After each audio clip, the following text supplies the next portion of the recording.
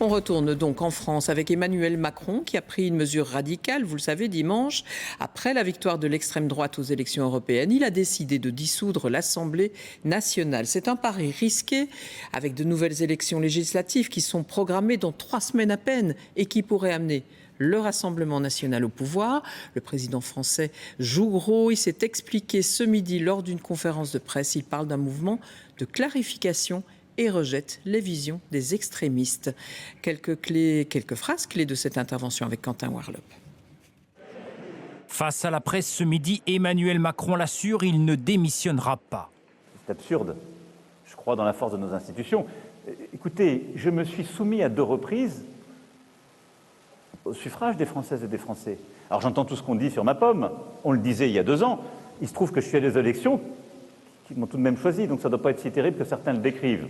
Après qu'il y ait des ambitions personnelles des uns et des autres qui soient contrariées par les moments actuels, non tact, mais ça n'est pas grave, nous sommes dans un moment historique du pays. Il dit avoir tiré les conséquences politiques des élections européennes et justifie la dissolution de l'Assemblée nationale. Moi, je ne veux justement pas donner les clés du pouvoir à l'extrême droite en 2027.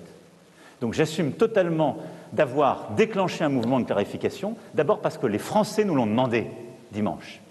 Quand 50% des Français votent aux extrêmes, que vous avez une majorité relative à l'Assemblée, vous ne pouvez pas leur dire on continue comme si de rien n'était. Ce n'est pas les respecter, ce n'est pas les entendre.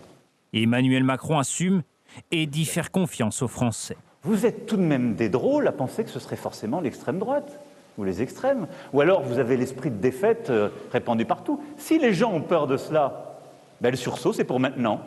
C'est bien. Voilà. Donc j'assume tout cela. Face à lui et son groupe politique, d'un côté un bloc de gauche uni et de l'autre une possible alliance des Républicains avec l'extrême droite de Jordan Bardella. Depuis dimanche soir, les masques tombent et la bataille des valeurs éclate au grand jour. C'est aussi, je dirais, une épreuve de vérité entre ceux qui choisissent de faire prospérer leur boutique et ceux qui veulent faire prospérer la France.